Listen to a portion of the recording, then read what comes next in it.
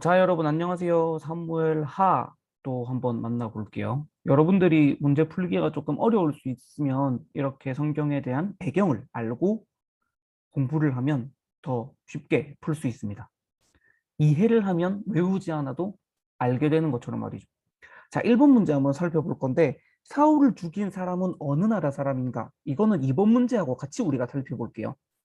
이게 1번 문제하고 2번 문제 이어서 보면 아말렉 사람이 사울을 죽인 것을 우리가 알 수 있는데, 이게 사무엘상 그 하반 후반 그 뭐 마지막 장에서도 나오는 내용이지만 그 시글락에서 사울이 그렇게 죽습니다. 시글락에서 뭐 사람이 그렇게 사울이 그렇게 죽는데 이 죽었다는 것 자체가 다윗과 요나단에겐 매우 좀 그런 충격적인 일이었어요. 그래도 좀 충격적인 일이었는데 뭐 사무엘상에서 사울은 그렇게 자살했다라고 또 표현이 돼 있고 여기서는 아말렉 사람이 자기가 뭐 내가 사울을 죽였습니다 하고 이렇게 다윗이 기뻐할 거라 생각하고 내가 죽였다 이렇게 말을 하고 있는데 아마 정황상 아말렉 사람이 약간 거짓 증언을 했을 확률이 높다라고 보고 있어요.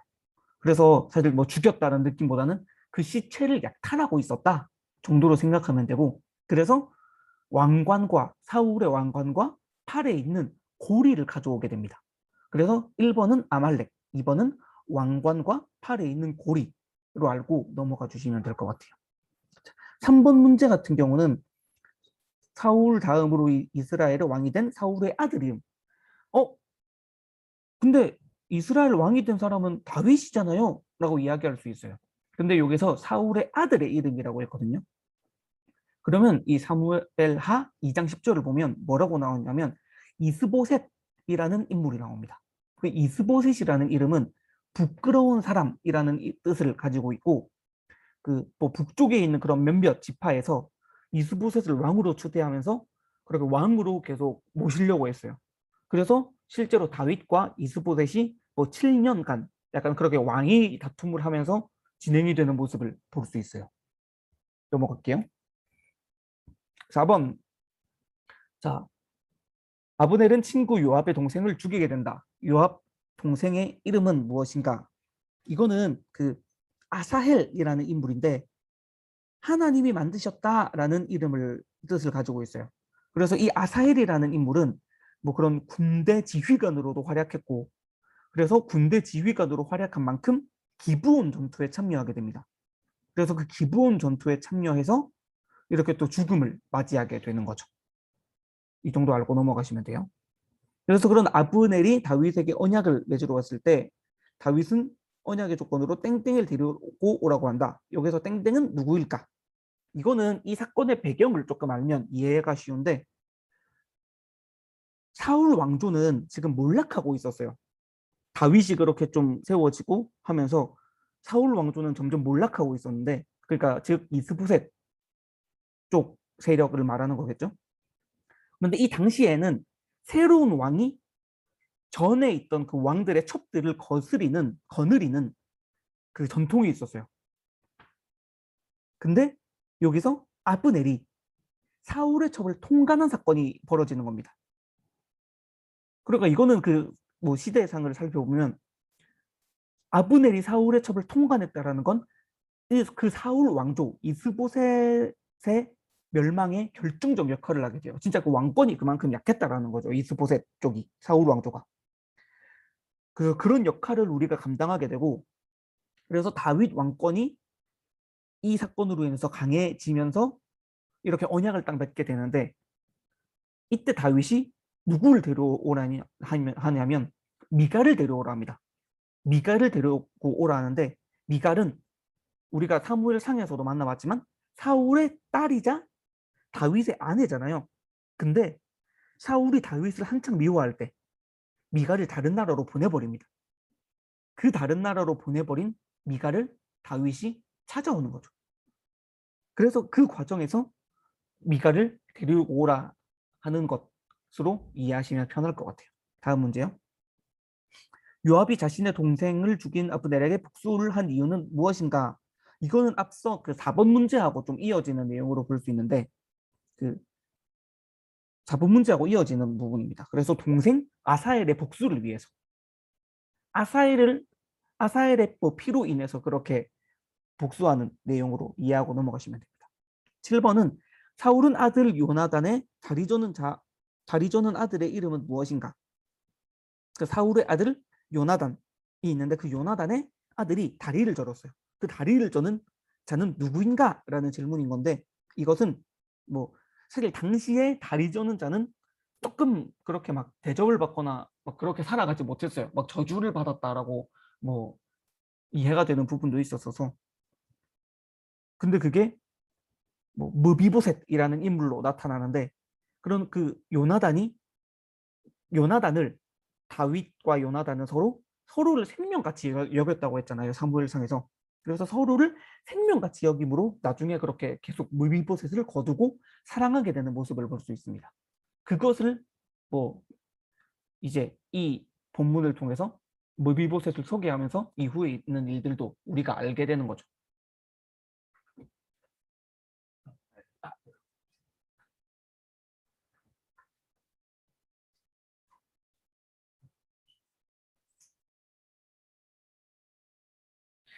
자, 8번도 한번 만나볼게요. 이스보셋이 레갑과 바하나에게 살해당했을 때 이스보셋은 무엇을 하고 있었나? 이거는 그 진짜 사울 세력의 마지막을 또 그렇게 의미할 수 있고 그 람몬의 아들들이 다윗에게 환심을 사려고 이러한 행동을 벌여요. 그러니까 람몬의 아들들이 그 다윗에게 환심을 사려고 그렇게 막 이스보셋을 살해하게 되는 거죠. 근데 이게 다윗은 하나님의 방법이 아니라고 생각했어요. 왜냐하면 그래도 뭐 사울 왕조고 그렇다고 내가 그런 아무런 근거도 없이 그냥 뭐 하나님의 방법이 아니라 그렇게 살인을 빡빡 저지르는 건 옳지 못하다라고 생각을 했던 거거든요. 근데 이렇게 막상 죽이고 오니까 다윗이 분노하게 되는 걸 볼 수 있죠. 그때 이스보셋은 낮잠을 자고 있었어요. 그래서 낮잠을 자고 있는 도중에 살인을 당했다라고 알고 넘어가시면 됩니다. 9번이요. 다윗이 이스라엘 전체의 왕이 되는 언약을 맺은 장소는 어디인가? 이거는 그 헤브론이라는 지역이에요. 헤브론이라는 지역인데 아까도 말했듯이 그 다윗과 이스보셋이 서로 약간 왕위 경쟁 비슷한 걸 하고 있었다고 했잖아요. 근데 다윗은 한 번도 막 그 북쪽에 있는 그런 지파들을 다스리거나 정복하지 않았어요. 한 번도 그렇게 그런 방법을 사용하지 않았는데 이스보셋이 멸망하면서 사울 왕조가 몰락하게 됐죠. 8번에서. 그러면서 그 이스보셋을 섬기는 자들이 먼저 다윗을 왕으로 모시기 위해서 내려옵니다. 남쪽으로.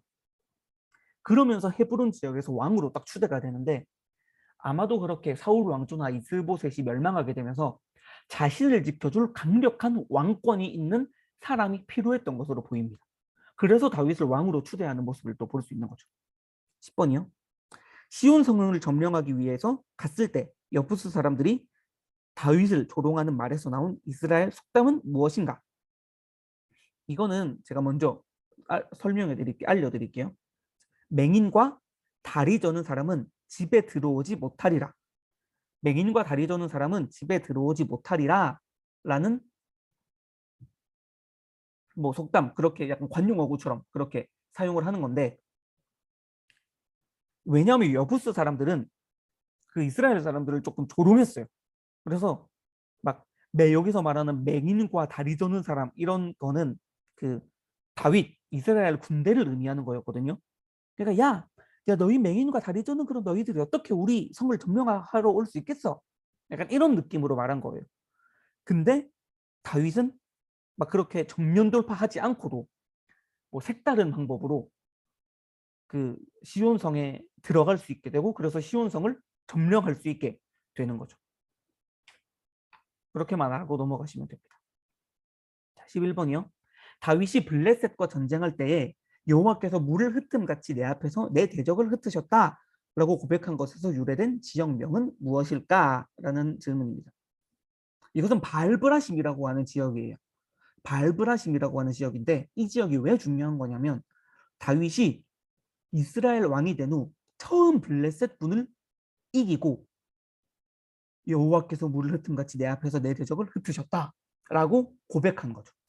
그래서 이스라엘 왕이 된 후에 처음 블레셋 군을 이기고 선포했다라는 것에서 이 바알브라심은 의미가 있는 거예요. 넘어갈게요. 자, 12번이요. 12번에 다윗이 여호와의 궤를 수레에 싣고 옮길 때 우사가 죽은 이유. 이거는 그 성경에 대한 맥락이나 이해가 조금 있으면 쉽게 풀 수 있는데 없으면 조금 어려웠을 거예요. 이 당시 하나님의 궤는 굉장히 거룩한 거였어요.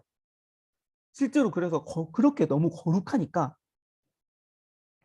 그 손을 대거나 직접 어떻게 행동하는 것 자체가 굉장히 어긋나는 행동이었거든요. 하나님의 권위에 도전하는 행동이었다고 볼 수 있어요. 그 손을 대는 것 자체는.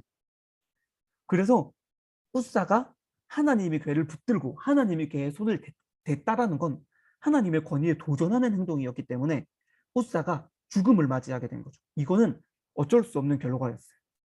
그래서 이 사건을 통해서 하나님의 능력과 하나님의 권위를 우리가 또 엿볼 수 있는 거죠. 그래서 죽은 이유는 하나님의 궤를 붙들었기 때문에로 기억해 주시면 됩니다. 13번은 여호와의 궤가 다윗성에 들어올 때 춤추는 다윗을 보고 업신여긴 미갈에게 한 말 중 땡땡에 들어가는 단어는 무엇인가? 여기서 그 기본적인 그 땡땡이 어디 땡땡인지 안 적혀 있어서 헷갈리는 분들 많았을 텐데 이거 제가 그냥 풀로 말씀드릴게요. 내가 말한 바 계집종에게는 내가 높임을 받으리라 한지라 에서 높임을 의미하는 단어였고 이거는 그 알잖아요. 그 다윗이 여호와에게가 들어올 때 너무 기뻐서 막 춤을 추고 그 막 춤을 추다가 진짜 뭐 바지가 벗겨질 때까지 춤을 췄다. 딱 그 대목인데 그게 그 미갈이 그거를 되게 싫어했어요. 뭐 하나님의 궤가 여호와의 궤가 들어오는데 기뻐하지 못하는 거죠. 뭐 학자들은 그리고 뭐 저자는 뭐 둘이서 어떠한 뭐 싸움이 있었을 것이다. 뭐 갈등이 있었을 것이다라고 뭐 표현을 하지만 어쨌든 이 사건을 통해서 미갈은 자식을 낳지 못하게 되고 아들이 나오지 않게 되죠. 그래서 미갈의 자식이 아니라 다른 여인의 자식으로 그 대가 이어지게 되는 거죠. 그래서 솔로몬이 왕이 되는 결과가 또 나오게 되는 거예요. 우리가 하나님 앞에 얼마나 기쁘고 감사하고 그런 것을 표현할 줄 알아야 되는 걸 또 볼 수 있는 거죠. 자, 다윗이 성전을 짓기 위해 조언을 구한 선지자 누구인가? 이것도 15번이랑 같이 우리가 봤으면 좋겠는데 다윗이 전쟁에서 이기고 국력이 조금 강해지니까 그 성전을 짓고 싶어 했어요. 하나님의 성전을. 그래서 이 성전을 짓기 위해서 나단 선지자에게 조언을 구합니다. 나단이라는 선지자에게 조언을 구하는데 그 성전을 짓고 싶어하는 다윗에게 하나님은 야 너의 때가 아니라 내가 네 다음의 때 네 아들로 인해서 내가 너의 성전을 받겠다. 이렇게 그 약속을 맺어주시거든요. 그러면서 하나님께서 이러한 언약을 맺어요. 이게 언약이 어떤 내용이냐면 다윗 왕조를 영원하게 해주겠다는 약속이었어요. 다윗아, 내가 너의 뭐 아들로 네 다음 세대에 내 성전을 받겠다. 하지만 그 내가 너로 인해서 이스라엘을 그렇게 뭐 유지하게 되고 네 후손을 영원토록 뭐 지키겠다. 이런 뉘앙스로 그 약속을 다윗 왕조를 영원하게 해주겠다라는 언약을 맺게 되는데 하나님께서는 다윗을 통해서 이스라엘을 이어가시길 바라셨어요. 그래서 다윗의 후손을 계속 지키길 바라셨거든요. 근데 이게 왜 중요하냐면 뒤에 뭐 이스라엘이 남유다와 북이스라엘로 분열이 되고 멸망하면서 포로로 잡혀가고 그 포로로 잡혀가면서도 다시 그렇게 뭐 돌아와서 뭐 나라가 다시 그렇게 뭐 성벽이 재건이 되고 나아가는데 그 와중에도 다윗 왕조는 계속 이어지게 된다고요. 어떠한 그 혈통이 섞이거나 하지 않고 다윗 왕조가 계속해서 유지되는 모습을 볼 수 있어요. 진짜 은혜의 모습이죠. 그런데 또 이게 중요한 게 그래서 그 보존된 다윗의 혈통으로 인해서 이어져서 그 다윗의 후손으로 예수님께서 오시는 거예요. 그래서 그 예수님이 오심으로 인해서 이 언약이 성취가 되고 완성이 되는 거예요. 그래서 중요한 건데 그래서 이 언약의 이름을 우리는 다윗 언약이라고 부릅니다. 이거는 우리가 기억했으면 좋겠어요. 문제에 나올지 안 나올지 몰라도 설령 문제에 안 나와도 이건 중요한 거예요. 그래서 다윗 언약, 이 다윗 언약이 있어서 다윗으로 인해서 하나님께서 이 다윗의 후손들을 영원히 지켜주셨고 그로 인해서 예수님이 오셨구나 라는 것들을 우리가 알면 확실히 좋을 것 같아요. 자, 16번이요. 다윗의 군대에게 다윗은 공을 지어야 한다. 이때 요압이 받은 직위는 무엇인가? 이때 요압은 군사령관이라는 직위를 받게 됩니다. 그래서 군사령관이라는 직위를 뭐 승승장구하면서 그냥 포상으로 주는 느낌도 있지만 이때 전쟁에서 승리를 하면서 견고한 행정부를 확립하게 된 것을 또 의미하기도 해요. 그냥 멀쩡하게 막 군대만 하고 뭐 싸움만 하고 전쟁만 하는 그런 나라가 아니라 진짜 행정적으로도 체계를 갖춰 나가는 모습을 여기서 볼 수 있는 거죠. 자, 17번이요. 요나단의 후손을 찾는 다윗에게 사울의 종 시바는 요나단의 아들을 소개할 때 땡땡 땡땡자라고 소개합니다. 이때 들어갈 말은 무엇인가? 라고 하는데 앞서 설명한 것과 같은 의미죠. 다리 저는 자라고 소개하는 거예요. 왜냐면 너무 그 시대에는 그러한 것들이 시그니처였으니까 다리 저는 자 하고 소개하고 넘어가는 걸 볼 수 있습니다. 다윗이 요나단의 아들 머비보셋에게 은혜를 베푼 이유는 무엇인가? 이거는 그 사무엘상 20장 42절을 보면 도움이 될 거예요. 혹시 여러분들 뭐 성경 있으신 분들은 그 일시정지하고 20장 42절을 보면 도움이 될 것 같은데, 너와 나 사이에 하나님이 있고 내 자손과 네 자손 사이에 하나님이 계시니까, 그래서 뭐 그런 약속을 하게 됩니다. 그래서 요나단과 그런 약속을 하면서 서로 지켜줄 것을 약속을 해요. 생명같이 서로를 사랑했기 때문에 우리 서로의 자손도 우리가 서로 사랑하고 아껴주자. 그래서 요나단 때문에, 뭐 쉽게 말하면 요나단 때문에 물비보셋에게 은혜를 베풀었다라고 이해하고 넘어가시면 됩니다. 새로 즉위한 암몬 자손의 왕을 축하하러 보낸 다윗 사절단에게 암몬 자손은 정탐을 하는 것으로 오해하고 모욕을 주고 돌려보낸다. 수염을 얼마나 깎았을까? 이건 수염을 반 정도 깎았다. 반 정도 생각하고 넘어가시면 됩니다. 암몬 자손이 다윗과 싸우기 위해 고용한 족속 이름은 무엇인가? 이거는 성경 본문을 보면 뭐 여러 개가 나오지만 결국은 다 아람 족속이에요. 아람. 뭐 어디 지역도 아람이고 어디 지역도 아람이고 어디 지역도 아람이고 그런 건데, 왜냐면 이게 암몬 왕국은 너무 작기 때문에 전쟁에서 이길 수가 없었어요. 그래서 흔히 말하는 외국 용병이죠. 외국 용병을 고용해야 됐다고요. 그래서 그 고용하는 와중에 아람 족속을 고용한 것으로 우리가 이해하고 넘어가시면 됩니다. 자, 21번 한번 또 살펴볼게요. 자, 드디어 여러분들 그래도 조금 잘 아는 문제가 나올 것 같아요. 다윗이 밧세바를 처음 목격한 장소는 어디일까? 그러면서 다윗이 한눈에 반해 동침한 밧세바의 남편의 이름. 이때 왕궁 옥상에서 그 밧세바를 목격하게 되는데, 이때 왜 이게 좀 의미가 있냐면 다윗이 이때 전쟁 중이었어요. 근데 전쟁에 나가지 않았거든요. 그래서 전쟁에 나가지 않았기 때문에 그렇게 겸사겸사 밧세바를 또 목격할 수 있었던 거죠. 그래서 밧세바를 목격하고 한눈에 반해버렸기 때문에 그냥 밧세바와 그렇게 동침을 하게 됩니다. 근데 밧세바와 동침을 하게 되는데 그 밧세바가 자기 이스라엘 군사 장수였던 우리아의 아내였던 거예요. 그러니까 그 다윗이 조금 쫄았죠. 어떡하지 하면서 좀 쫄게 되는데, 그러면서 전쟁에 내보내고 우리아를 죽이기 위해서 막 죽음으로 계속 몹니다. 결국 그래서 우리아는 나중에 죽지만, 우리가 여기서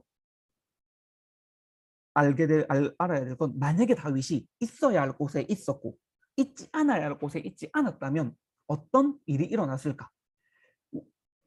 이 당시 나라의 왕은 전쟁을 해야 되는 게 중요한 역할 중에 하나였어요.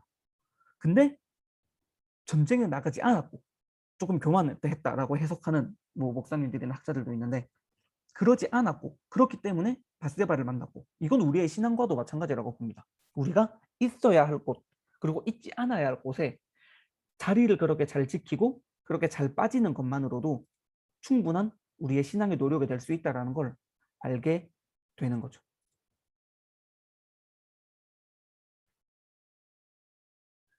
자, 그렇게 또 밧세바 사건 이후 나단이 다윗에게 한 비유에서 밧세바를 비유로 한 동물은 무엇인가? 이거는 작은 암양 새끼를 통해서 비유를 하게 되는데, 이 비유의 목적은 약간 조금 직설적인 거였어요.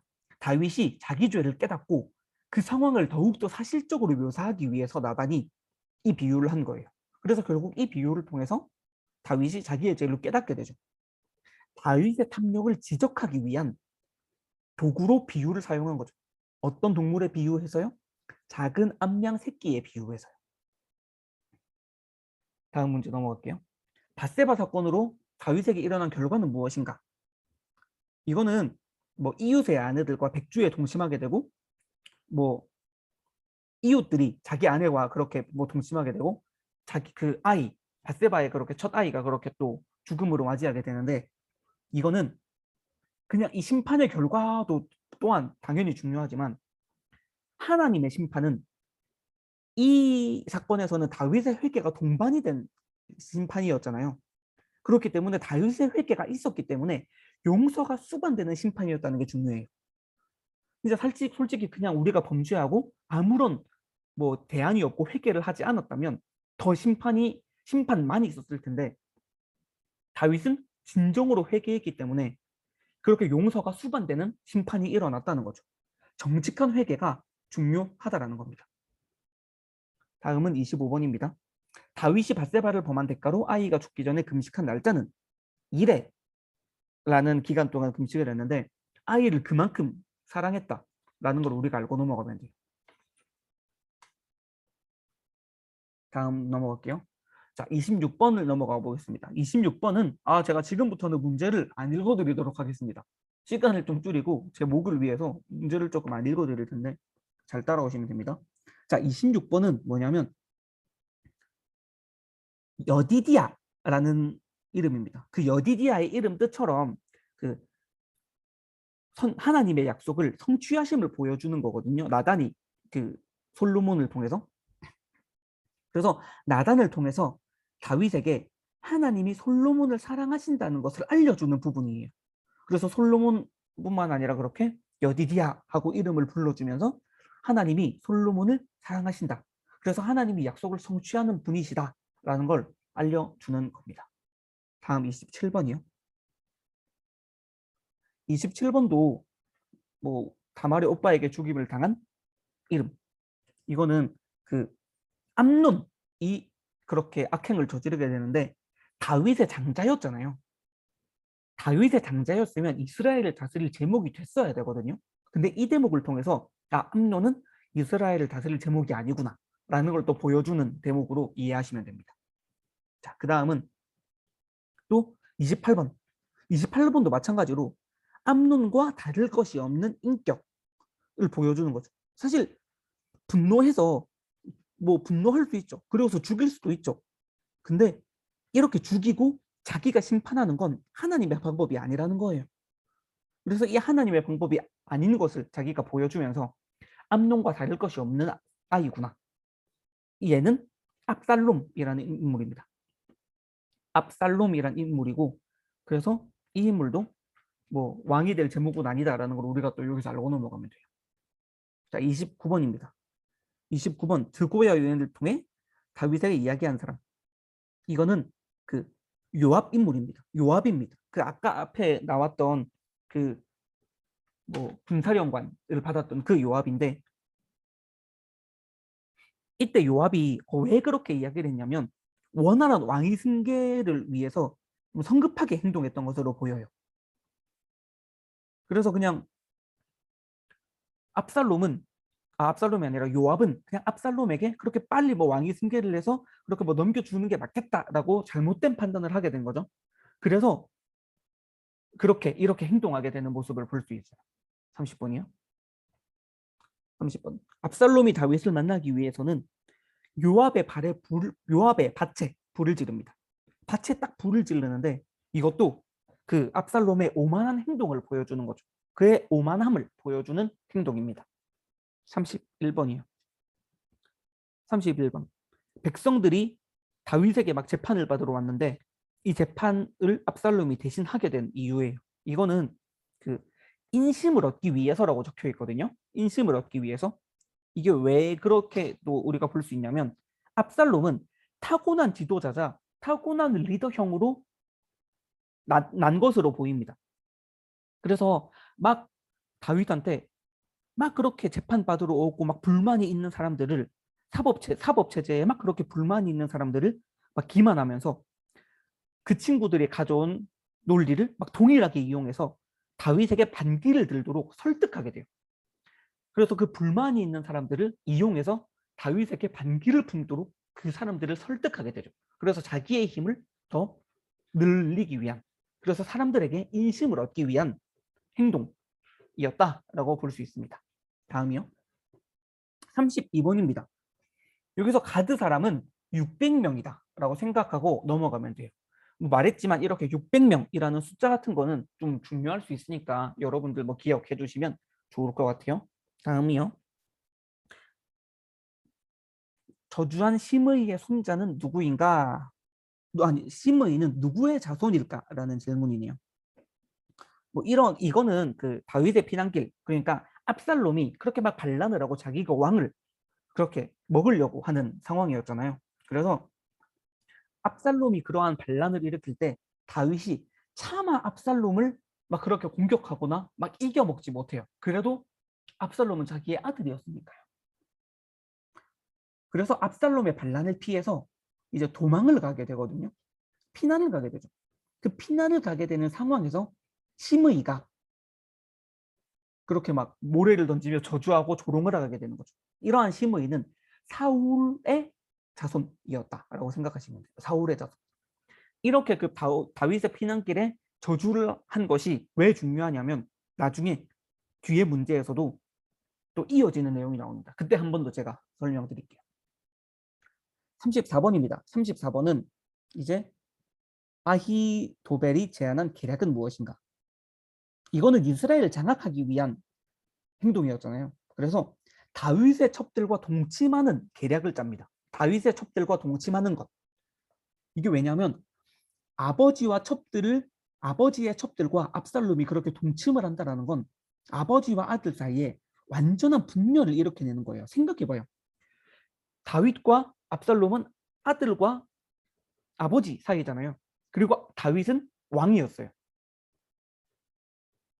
그런데 압살롬이 그렇게 그 다윗의 처를 동침을 하게 되면서 앞서 우리가 설명드렸죠. 그 이 시대에는 전 왕의 첩들을 지금 왕이 가진다라는 그 룰이 있었다고.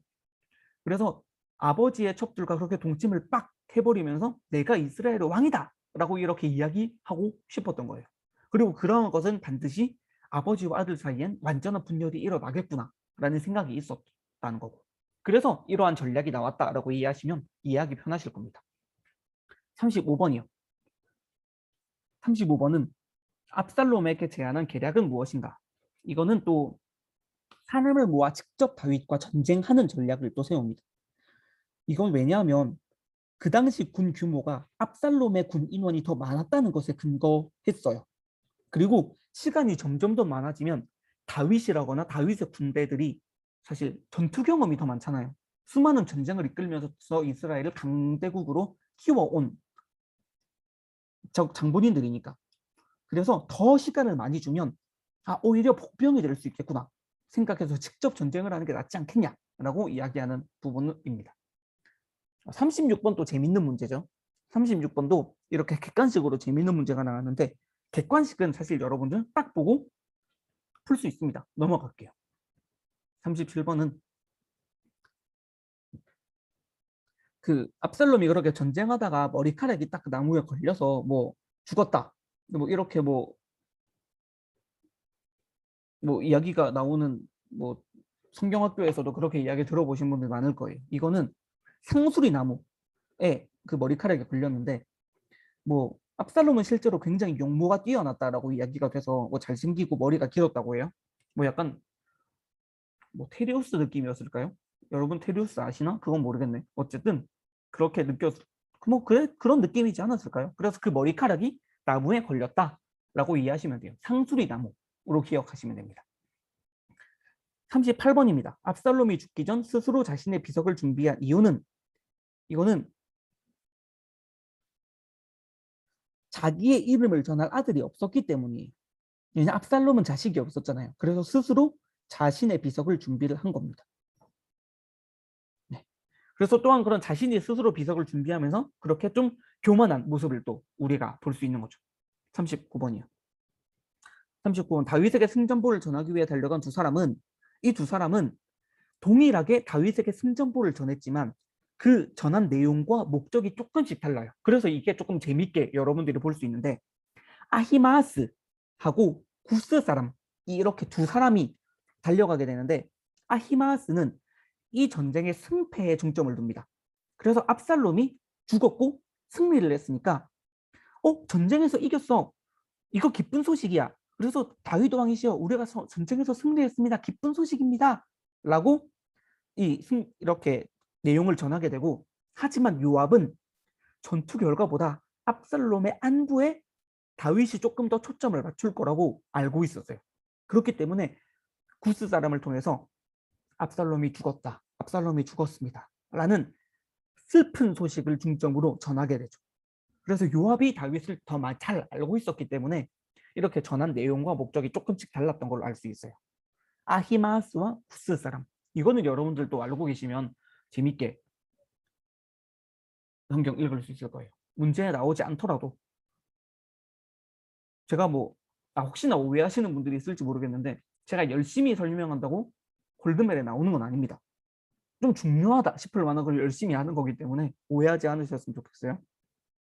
46번 문제입니다. 시므이가 제일 처음 달려간 이유, 아까 우리 말했죠. 위에 시므이 33번에서 시므이가 앞에 막 저주했잖아요. 야, 네가 그렇게 막 돌과 모래 던지면서 그렇게 막 도망가냐 하면서 막 저주했는데, 그런 저주한 것에 대해서 자기가 죽을까 봐 걱정됐던 거예요. 그래서 시므이가 막 처음 달려가서 왕이시여 나를 용서하소서 하면서 자기가 살아남기 위해서, 자신의 죄를 용서받기 위해, 성경에서 표현된 대로면 자신의 죄를 용서받기 위해 정도로 이해하시면 되는데, 그래서 자기가 그렇게 행동하면서 제일 먼저 달려나갔던 걸로 볼 수 있죠. 41번입니다. 물비보셋이 다윗과 동행하지 않으려는 이유는 내가 무슨 공의가 있어서 다윗 다시 왕께 부르짖을 수 있사오리까? 라는 대목으로 설명이 가능합니다. 이 정도만 하고 넘어가도록 할게요. 42번입니다. 다윗이 귀환할 시기에 다윗의 피난길에 다윗에게 큰 도움을 준 바르실레의 나이는 80세. 성경 보면 그대로 나옵니다. 그래서 그냥 그대로 알고 넘어가시면 되는 부분입니다. 얼마 남지 않았어요. 한 10문제 정도 남은 것 같아요. 자, 43번입니다. 다윗이 예루살렘 본궁으로 돌아와 제일 먼저 한 행동은 무엇인가? 그럼 이때 후궁 10명을 별실에 가두게 되거든요. 왜냐하면 그 후궁들이 결국에는 나중에 그 압살롬과 동침을 하게 됐잖아요. 아까 앞선 그 전략으로 인해서. 근데 압살롬과 그렇게 압살롬이 추행을 하게 된 결과로 후궁이 그렇게 또 가둬지는 거죠. 압살롬이 추행한 결과로 이렇게 후궁 10명이 별실에 가둬진 결과가 나오는 겁니다. 44번입니다. 다윗이 아마사에게 유다 사람들을 모으라고 준 기한은 며칠인가? 얼마인가? 다윗은 아마사에게 자기의 군대 장관이 되게 해주겠다고 약속했어요. 그리고 그 약속을 지킵니다. 그래서 갓 부임한 사람에게 3일 내로 사람을 모으라고 이렇게 제시를 합니다. 그래서 3일 동안 사람을 모으라고 기한을 주지만 사실 이 3일 동안 인원이 모이지 않고 지체되는 모습을 나중에 또 성경에서 볼 수 있어요. 45번입니다. 45번은 아벨 성읍의 사람이 다 죽게 되자 땡땡 한 여인이 땡땡을 발휘해 성읍을 지키게 된다. 이거는 지혜입니다. 지혜로운 여인. 지혜로운 여인이 모압과 대담을 요청합니다. 그래서 백성들과 의논하여 세바의 머리를 베어 그렇게 성읍을 지키게 되는데, 그래서 이러한 지혜가 그런 성읍들을 지키게 되었다라는 것을 우리가 또 알고 넘어가면 되는 겁니다. 46번입니다. 사울의 집이 기브온 사람을 죽였다는 이유로 이스라엘의 기근이 생긴 기간은 이거는 우리가 또 성경의 배경을 조금 알아야 되는데, 앞서 기브온 사람과 사울이 그렇게 조약을 맺어요. 원래 기브온 사람을 죽이지 않고 해치지 않겠다고 조약을 맺습니다. 근데 그것을 어기고 기브온 사람을 죽이게 되죠. 그렇기 때문에 이 기브온 사람을 죽인 거는 이 조약, 언약을 깬 거잖아요. 그래서 언약을 깬 것부터 일단 잘못된 거고, 그리고 사울이 블레셋 족속과 전투를 일으키게 될 때 뭐 전투와 전혀 관계없는 기브온 사람을 죽인 게 문제가 되는 행동이었기 때문에 그에 마땅한 결과로 이러한 3년 동안 기근이 생기게 되는 걸 알 수 있습니다. 47번입니다. 47번. 기브온 사람이 과거의 일을 대가로 요구한 사울의 자손 수. 이거 앞서 말했던 그 기근이 생긴 뭐 기브온 사람 죽인 그 조약에 대한 결과로 46번에서 이어지는 내용이에요. 그래서 이 기브온 사람에게 행한 범죄가 해결되지 않으면 이러한 이스라엘은 분명한 범죄를 일으킨 거잖아요. 그런 이 범죄가 해결되지 않으면 이스라엘은 여호와의 축복을 누리지 못하게 됐어요. 그래서 그 죄로 사울의 집이 죄를 담당해야 됐고 죄의 결과를 담당해야 된다고 기브온 사람들이 주장이 있기 때문에 사울의 자손 7명을 이들에게 내어줍니다. 하지만 이때도 마찬가지로 그 다윗은 요나단을 생명같이 사랑했으므로 요나단의 자손을 뺐죠. 그래서 요나단의 자손을 제외한 사울의 자손 뭐 7명을 그렇게 또 내어주는 모습을 볼 수 있습니다. 48번 한번 만나보겠습니다. 48번. 손가락 발가락 횟수 성경 보시면 그대로 적혀 있습니다. 심플하게 그대로 적고 넘어가시면 됩니다. 안 알려드릴게요. 49번. 다윗의 마지막 말에서 하나님과 다윗 사이에 땡땡한 언약을 맺었다고 이야기한다. 여기서 땡땡에 들어갈 말은 무엇인가? 이건 성경에 보시면 영원한 언약을 맺었다라고 이야기해요. 영원한 언약. 근데 여기서 말하는 영원한 언약이 무엇일까? 또 여러분 이 영상을 보고 공부할 수 있는 지체들은 언약? 다윗이 하나님과 언약 맺었다고? 앞서 나왔던 내용 아니야? 하고 생각할 수 있을 거예요. 여기서 말하는 언약은 다윗 언약을 의미하는 거예요. 다윗 언약을 의미하는 거고, 다윗 언약을 의미하는 건데, 하나님이 다윗에게 네 왕조를 영원히 지켜주겠다, 네 후손들을 영원히 지켜주겠다라고 약속하잖아요. 그러니까 다윗이 그렇게 이제 죽음을 맞이하면서도 너무 걱정하지 마라. 그래서 뭐 나는 뭐 그러니까 나는 뭐 하나님과 영원한 언약을 맺었습니다 하고 이렇게 당당하게 하나님과 나 사이에 영원한 언약이 있음을 선포하고 나아가는 모습을 볼 수 있는 거예요. 이것도 여러분 기억하시면 좋을 것 같아요. 중요한 대목입니다. 50번. 사무엘하 24장에서 다윗이 지은 죄는 무엇인가? 이거는 그 인구조사를 시행했습니다. 인구조사. 근데 인구조사가 왜 문제냐면 인구조사를 진행을 했다는 건 사실 여기서 말하는 인구조사는 성인 남성을 의미하는 거예요. 그 당시 사실 여자는 뭐 사람도 아니었고 그냥 뭐 진짜 그냥 뭐 있는 존재 약간 그런 느낌이었잖아요. 뭐 노동력이나 뭐 군사력 그런 것들이 사실 어려웠으니까 그래서 군사력을 상징하는 거였는데 그래서 결국에는 인구조사를 통해서 자신의 군사력을 과시하고 싶었던 거죠. 왜? 이스라엘이 조금 그렇게 살만하니까. 그래서 이스라엘이 그렇게 교만해지고 그 나라가 뭐 부름받았던 그런 사명에 대한 인식이 사라져갔기 때문이에요. 그래서 이 인구조사가 단순히 인구를 셌다라는 것을 넘어서서 그 나라가 이스라엘을 그렇게 부름받았던 사명에 대한 인식이 사라져가고 이스라엘이 교만해지면서 자신의 군사력을 과시하고 싶었던 것을 의미하기 때문에 이 인구조사는 죄라는 것입니다. 그래서 중요한 거예요. 51번입니다. 하나님은 인구조사의 죄를 범한 다윗에게 3가지 벌 중 하나를 선택하라고 하신다. 이 중 다윗이 선택한 벌은 무엇인가? 하고